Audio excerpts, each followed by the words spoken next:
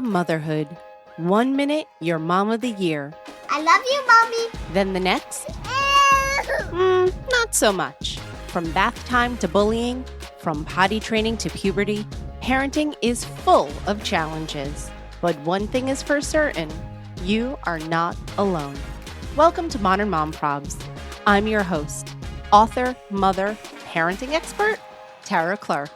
Join me while we tackle today's modern mom problems.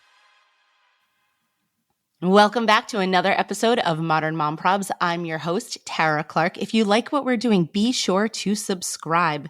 Today, we're going to be talking about 3 simple steps to managing your energy and increasing productivity. Lord knows I need that. I am joined by Heather Chauvin. She is a leadership coach who helps ambitious, overwhelmed women break free from their fears to courageously and authentically live, work, and parent on their own terms. She is a TEDx speaker and author of Dying to Be a Good Mother, such a fantastic book, and the host of the highly loved, wildly popular podcast, Emotionally Uncomfortable, with over 9 million downloads and counting. Heather, welcome to the show. Thank you, Tara. I'm so excited to be here. I am so excited to have you here. I listened to your TED Talk. It is incredible. We're going to jump into that in about a second. You're an absolute powerhouse. Tell us a little bit about yourself. Oh boy. Well, I feel like when people introduce me and they're like, you're a powerhouse, you've done all these things, I look back and I feel like the reason why I've done all these things is because I was like screaming to the world, like, am I alone? Am I alone? And then that's where, you find your people. That's what I love about podcasting is you're putting yourself out there and people are like, me too, right? Like you're not alone. So going back a little bit, I'm a mother of 3. They're currently 18, 13, and 10. And I was actually 18 when I became a mother. So people are like, you look young to have an 18-year-old. And it's also, that's a whole other can of worms. And we can get into that when your child turns the same age you were when you had them, because it's almost like anything you needed to look at that age it comes up again. But motherhood was the thing that cracked me open. I already felt like I was failing, like right out of the gate. I was like, okay, I'm single. I'm doing this backwards. I'm living in my mother's basement and I feel like I'm failing. And that's like a primal thing for a woman is like, you got to get this right. And then fast forward, my son started to present what you would consider regular, child behavioral things like, guess what? He had emotions, anger, frustration, anxiety. And I'm reading the books. I'm doing the things. I'm going to the doctors. I'm doing everything, quote unquote, right. And I feel like I'm failing. And there's a part of me also that's like, not this, there's something more. You got to dig deeper. I get a social work degree. I start working with families and children, and I start to realize that there's this culture, and I'm sure we're all aware of it, like we love to label and diagnose people, and including children. We really love it. And these children, there was like labels being put on them, like defiant or, whatever diagnosis they had. And I'm like, but nobody's teaching them skills. Like no one's teaching them actual skills to manage their emotions, nor is anyone looking at what this child just went through that was projected onto them by adults. And I was like, wait a minute, no one's talking about this. So I dove into the podcasting space and I've been at it for like 8-9 years and just started talking about conscious parenting. And I built my business, left my job, built my business as essentially like a parent coach. And a lot of women were coming to me talking about the child's behavior. And I started to hear things like, I don't have time to implement this. I'm angry. I'm frustrated. I hate my career. My marriage is falling apart. I don't have time for myself. And I was like, okay, but we're here for the child, right? It was so hard to actually focus on the child because everything was about them. So I'm starting to pay attention to what I call little breadcrumbs. And then 10 years ago, so before my podcasting years, well, no, actually it'll be 10 years this December. So I was like in the startup phase, gaining momentum in my business, love what I did. And my health is deteriorating. Like my physical body is deteriorating, sending me all these symptoms. And I'm dabbling like into trying to figure out what it is, but I'm telling myself this story of I don't have time to figure this out. I don't have time to figure this out. And like I'm young at this point. I have all three of my children. My youngest is breastfeeding. I'm not, just the traditional no sleep, whatever, in business startup. So I'm stressed out. But there's a deeper part of me. I'm doing the personal development. Okay. Like I have invested in coaches, all the things, retreats, business building. Like I wasn't oblivious. My abdomen started to swell. And I thought, oh boy, I have a gluten allergy. Oh, here we go. I'm going to be one of those people. I got to figure this out. I don't have time for this. And so it was December 21st, 2013. Went into the emergency room with my husband because he's like, I am not going to leave until you are looked at because you will run away because you're stubborn. And that night, with a CT and blood work, told me I had cancer. And a part of me was like, it was confirmation of a knowing that I already had. And I was running away from it, busying myself. And yeah, I had stage 4 sporadic Burkitt's.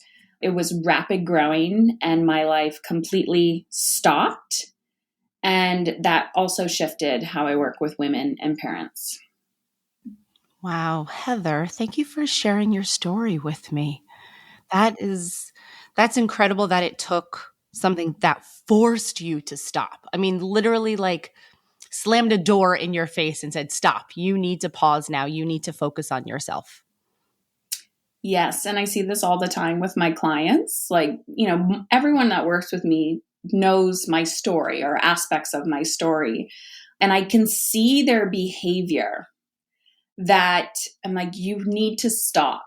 You need to stop what you're doing, realign, reassess. And they're like, I can't. And it's this go, go, go, go, go. And I'm like, all right, I give you 3 months and you will be in my inbox again telling me I'm done. I surrender. And it's almost like our brain and our body, I would say more of the brain. I feel like the body gives us symptoms way more. And then to get the brain to stop, your nervous system to be like, okay, I am here, I surrender, but I see it all the time. And I talk a lot about what I call it energetic time management, which is reverse engineering how you want to feel in all aspects of your life. So this is in your work, in your parenting, in your body, in your health, with your time. Like it's your relationship to everything. And people like the concept, but actually to implement it, you do need to have enough of your own BS. Like you have to be done feeling like shit. Yep. Yep, that totally makes sense. I just got back from a conference. It's called the Mom 2.0 conference. And I was speaking about creator burnout because as a content creator, there's a lot that goes into it. That's a whole separate conversation. But I love what you're saying there. And I love what you were saying. I'm just going to backtrack a little bit, is that you have to really know yourself to be able to come out the other side, that you need to be able to say like, stop, this isn't an all-encompassing thing. It does not have to be an all-encompassing thing. I'm saying work-wise.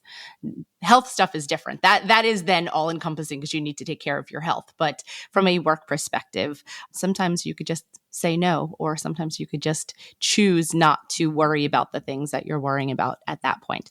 So today we're going to be talking about how to manage your energy and increase productivity. And I need that, and I'm sure my listeners need that, and that's why I wanted to have you on today. So my question to you is this: where do we start? What are these steps? How do we get going? Okay. So it's very counterintuitive. So let's just accept that. We have been culturally conditioned that the more we suffer, the harder something feels, the better we are, the more valuable we are, or the good we are being. And I had to unsubscribe from the belief that it's very trendy in the personal development space. We can do hard things. And I love the people who have coined this term, but it doesn't work for me. I can't believe I can do hard things because if I'm addicted to hard, I'm not going to allow life to feel easy. So it's not hard to send an email. It's emotionally uncomfortable. And that's why my podcast is called Emotionally Uncomfortable, because there's just moments of emotional discomfort. I even tell people, this sounds awful. Well, not awful, but maybe your mind needs to wrap around it. It's not hard to watch someone that you love pass, like physically pass. It's emotionally uncomfortable. And when we can start to connect to the emotion around these situations in life, we can process our emotion instead of like, okay, this is hard. I'm going to cut off the emotion and just keep powering through, because that's how we become disconnected from our bodies. So when we think about emotion, and I say energy, you have to realize that we're all after a feeling, right? So it's not the thing you want, it's the feeling. I discovered that from Danielle Laporte. She's like, okay, you say you want a new house, but what is the feeling that you want in this new house? Because like you're all excited about the feelings of like, when we get this, and then you get the new house, and then you might be stressed out because it's bigger or your bills are bigger. So what's the feeling that you're after? Well, I want space. I want new. I want clean. I want whatever. I want more money. This is interesting. Always interesting. I want more money. Okay, why? Because then I'm going to feel free. Okay. Well, sometimes people get more money and they feel the opposite of that. Sometimes they don't know how to manage a dollar, so it's incredibly stressful for them. So you have to realize we're after a feeling. How do you want to feel in the relationship with your child, with your work? It's all a feeling. Then you have to get clear on what gives you that feeling. So I'm going to give you an example. When I'm going back in time when I was diagnosed, and I was like at one of my many rock bottoms in my life, but let's just say that was one of the rock bottoms.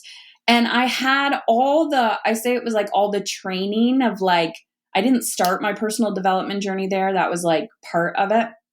So I remember having this feeling like, of course, my body and my brain are pulsating with fear, right? And I'm telling myself, worst case scenario, I'm going to die, I'm going to die, I'm going to die, I'm going to die. I was smart enough to know, okay, you've learned these tools, now you have to implement them. This is go time, this is the training.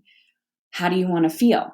And so I got myself present. I was like, Heather, you're not dead yet. Like I remember this night I was on the floor in the bathroom, like crying in fetal position, of course, in the middle of the night when nobody's awake. And my body's like, oh my God, you can feel all the feelings. And I'm like, I'm going to die. I'm going to die. I'm going to die. I get present. I'm like, you're not dead yet. You're right here. You're here. You're physically here. Are you dead? No. And then I'm like, how do you want to feel? How do you want to feel? How do you want to feel? Because I knew this, right? I'm like, what's the feeling you're after? I'm like, I want to feel alive. I want to feel alive. I want to feel alive. I want to feel energized. I want to feel strong. And then fear washed over me again because I didn't know how to feel alive. I had no evidence in my life when I felt alive and energized and strong, especially in the last, at that point, almost decade of parenting and mothering. So I thought, oh crap, I'm not actually afraid of dying. I'm afraid that I don't know anything else but feeling this sense of lack. So then after that day, I decided, how would an alive person show up? Well, all I have today is a little bit of energy. So that alive version of me is going to get out of bed. She's not going to stay here. She's going to have boundaries. She's going to get out of bed. She's going to take a shower. Okay, check the box. Get out of bed, take a shower, go sit on the porch. And I had to slowly bring myself back to life. So I tell people this all the time. You don't need to know what you want. You don't need to know how you want to feel. I use this journal prompt all the time and almost talk about it in almost every interview, which is, wouldn't it be nice if? Pen and paper. Wouldn't it be nice if? And I want you to just take a few minutes and go, wouldn't it be nice if? And like anything that comes out, I could go on a vacation by myself. I could have a glass of water. I could take a bath tonight. Like the tiny things to the big things. Everything that shows up on that list is a desire of yours, not a desire of your neighbor, not a desire of your partner or your children, yours. It's going to be unique to every single person. And then you're going to go back line by line and you're going to ask yourself, what is the feeling that I'm after? Then you're going to see these feeling patterns. And then you're going to start putting feelings on your calendar first. So people will say to me, I want space. Great. What does space look like? And every person is different. And sometimes space is I want time to read a book. Okay. Then you start reading a book. You physically put it on the calendar, midday, morning, whatever it is. And you read the book and you're like, this is emotionally uncomfortable. My brain won't focus. I can't do this. Because your desires and your physical body need to start realigning. So it becomes this practice where you are like, how do I want to feel? How do I want to feel? How do I want to feel? And you will get off track. You will feel out of alignment. But when your North Star is how do I want to feel rather than how do I get everything done today and jam it in, it just becomes a different mindset. And you will still get your stuff done and you may not be able to do it all, but it will show you how unsustainable your expectations are. And eventually you start cutting out the stuff that doesn't serve your bigger vision.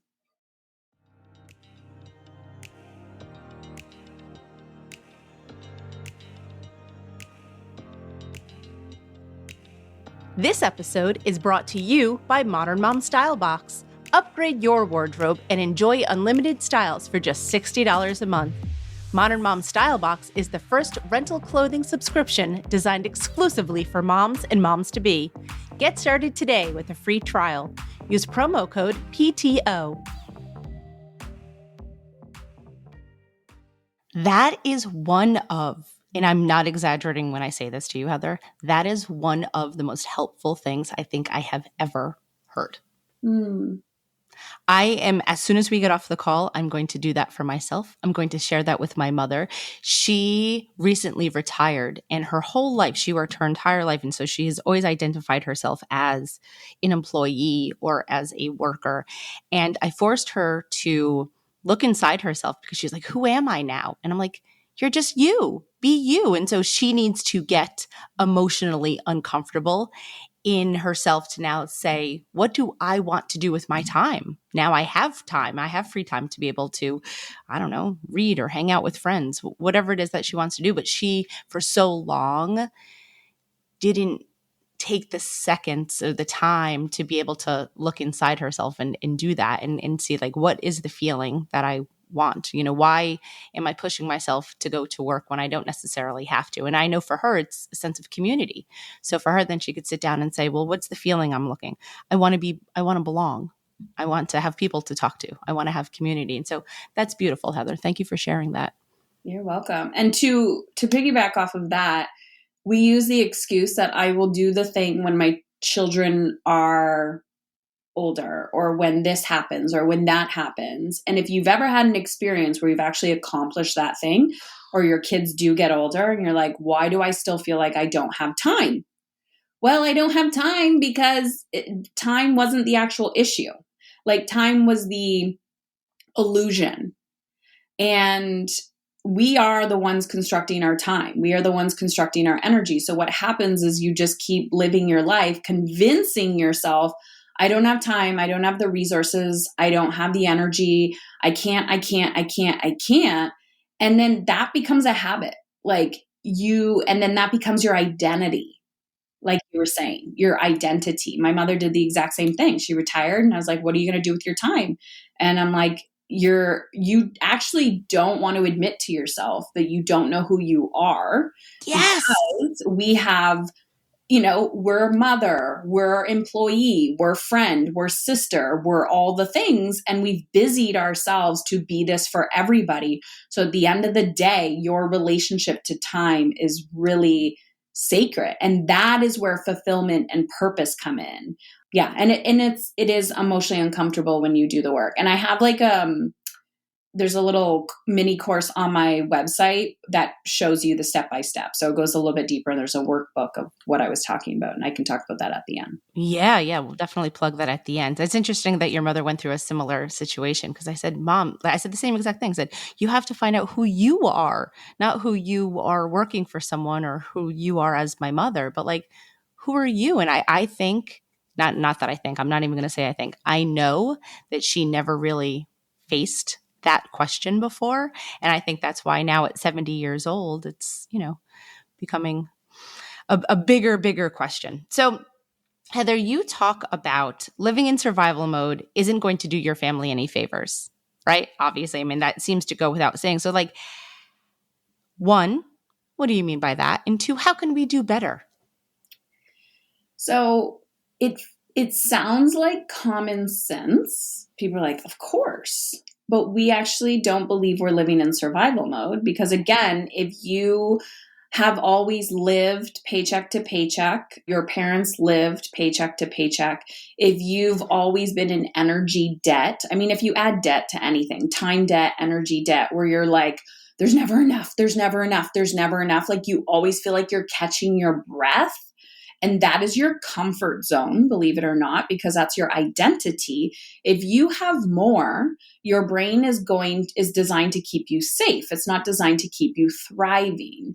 So I actually noticed, yes, in my TED Talk, I talk about it in the book. There's like this little sustainable ambition theory that I created. It's like, see a triangle. The bottom is survival, and then the next one up is momentum, and then you're thriving, and then there's this creative abundant state. Every time you're going to a new level, that like your brain is going to freak out. I see it all the time. People are like, okay, I'm good now. And I'm like, that is when you continue to do the work. You don't stop and then drop back down to survival. So I think we can see it in other people, just like, it's this weird human bias that we have. We can see it in other women like, oh, wow, she's in a survival state. But we can't see it in the mirror for ourselves. But then the next thing that happens is we actually have to value ourselves.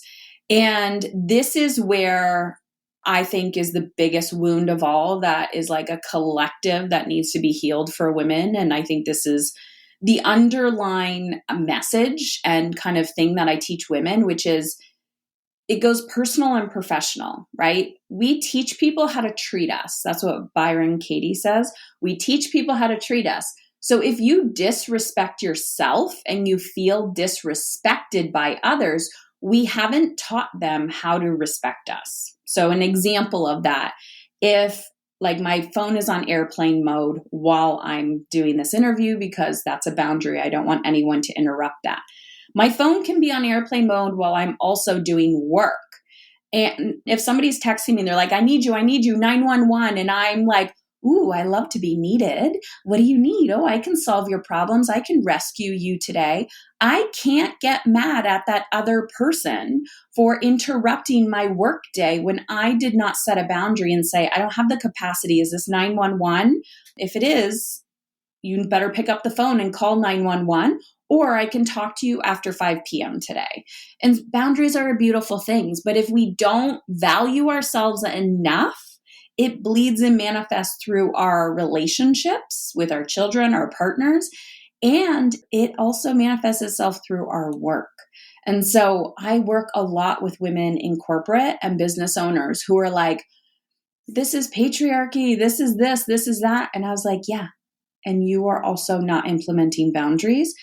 Like your productivity, you can get a lot done in an hour or two. You don't need to be working 8 hours a day to get the same amount done. So why aren't you like, hey, you want me to get all this done? I'll get it done in my own way, in my own time, but I'm buying back my time and energy. So we need to learn how to use our voice. We need to learn to implement boundaries. And we also need to kind of reverse engineer how we want to feel. But the whole survival state is so fascinating to me because I always screw up this word, the martyrdom. Being a martyr is we get there's a lot of connection that happens in mothering and motherhood through that identity of being a martyr and a victim of our circumstances. And that was actually one that I physically had to opt out of. I was like, I can't be a part of this community anymore if all you're going to do is complain about mothering and motherhood. It's a difference between saying, hey, I'm struggling. How can I? Versus, look, I'm struggling. Do you want to be my friend? Do you want to join my community? Let's just lather ourselves in our struggles.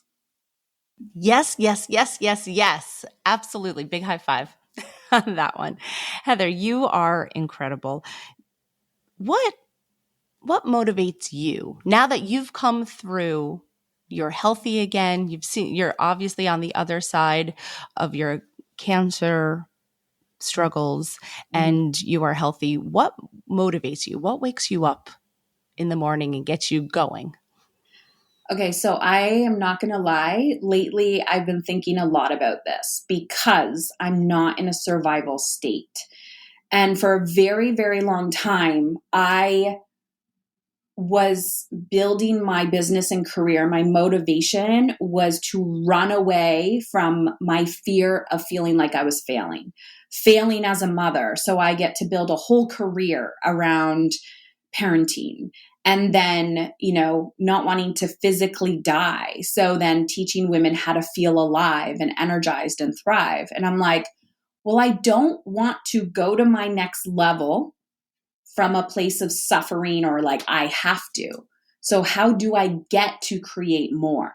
And this past weekend, I hosted a retreat for the mentors in my community. So these are women who have gone through my process and they're now helping like the other women in my community. And I'm not kidding. Most of these women walked up to me and they're like, "You saved my life." And I was like, "Oh my gosh. How selfish would that be of me to stop now?"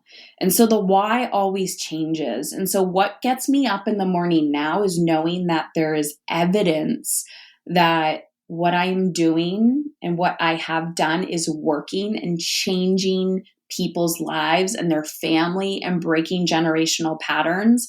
I'm like, how selfish of me would that be to stop and quit because it's uncomfortable or because I have to chronically show up and challenge myself. So part of my why has now become the woman standing next to me. Part of the why is raising 3 sons and being like, it makes me emotional. Like, this is what an empowered woman looks like. And yeah, it's breaking those generational patterns. But the yin and the yang of that is I often feel like I'm charting a new path and I'm just a few steps ahead of people. And I'm like, okay, let's go, guys. We got this.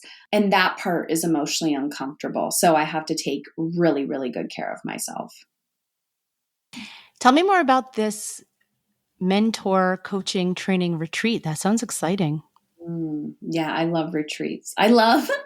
So I have retreats for people who like come into my community, and I have like coaching programs are usually like 8 or 10 months. And so women come in, and depending on the path that they choose, if it's personal and their relationships, we talk about how to handle boundaries, how to manage your emotions, how to manage your energy, not your time, and the roles that we play in our relationships so that you can feel alive and energized. And then when you get off track, you know how to kind of get back. Like you have the confidence and empowerment to do that. And then we also have a business section of that to create more profit in your business, time, money, energy. But the retreats are fun. I take everyone's cell phones away. I take all their electronics away. They have no contact to their family for like 4 days. And we do the work together. And that was actually the first one where I brought like the team together. And it was fascinating just to see the connections and the leadership from them. So it's more of that aspect of the mentor one is more of a leadership of who do you need to become in order to lead these women that are coming behind you. And then I have a retreat as well for women that are just coming into the community that want to accelerate their growth. So a lot of healing, a lot of connection, a lot of vulnerability, and looking at our stuff of where do we want to grow? What do we need to let go of? What do we need to bring in? And just creating that deep connection of belonging. That's so beautiful. You had mentioned very briefly about managing your energy and then managing your time. Can you speak to that a little bit? How does one necessarily impact the other? So it's interesting because I don't actually believe in time management or productivity as a concept. I think it's very corporate, like time and productivity. People will say to me, I'm like, how do you want to feel? They're like, I want to feel productive. I'm like, productive is not a feeling. Like, what is it that you're actually after? And I think so many people don't know what they actually want or what they're after. It's the concept. So the energy, again, is like, how do I want to feel? Like, if I have 80 things to do today, am I just going to jump out of bed and start chipping those things off? Or am I going to tune in with myself first and say, what do I need? And it's a skill to figure out, what do I need to feel like myself? What do I need to feel energized and alive? And every day will look different. When I first started, I had to be very rigid with my routines, where now I can flow more and I have no issue with boundaries now, where before I did. So I'm like, I'm in a season of no. And some people get triggered by that, where I'm like, I don't have the capacity, or, I love you to pieces. I'm just not the friend that, I'm going to text you every single day. But if you are a true friend, you will give me space, because I will give you space, and I will be back in a few months. I'm just in a season of no and catching my breath and realigning. So yeah, I'm always focused on, how do I want to feel first? And then the other things are secondary. Heather, where can we find you? I want everyone to just jump right into your world. So I am very active on my podcast, Emotionally Uncomfortable. I have a whole bunch of resources. So you can actually go to Heather Chauvin, CHAUVIN.com/free link. Is it gifts? I think it's gifts. Free gifts with an S. We actually have 2 private podcasts as well. So I have Emotionally Uncomfortable Parenting and Emotionally Uncomfortable Attracting Profit, which is more for business. And then that ETM thing I was talking about, when I was like, wouldn't it be nice if there's a 5-part process, like step by step by step. You can go to heatherchauvin.com/ETM. And it's a mini course, shows you exactly what to do, so you can rinse and repeat this and start feeling more alive and energized. I feel more alive and energized just spending this half an hour with you. So thank you for that. You just injected your energy into me, and I love it. It's a great way to start the morning. Thank you. This was amazing. Thank you so much for being here, Heather. Thank you, Tara.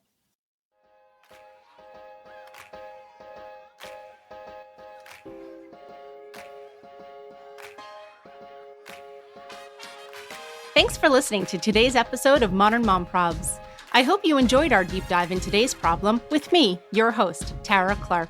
Join me next time when I'll be interviewing another great guest and tackling another modern mom problem. If you enjoyed today's episode, please leave us a review and a rating. As always, you could head over to Modern Mom Probs on Instagram and give me a follow. Or check out my book, Modern Mom Probs, A Survival Guide for 21st Century Mothers, available online wherever books are sold. Well, that's it for today. See you next time, folks.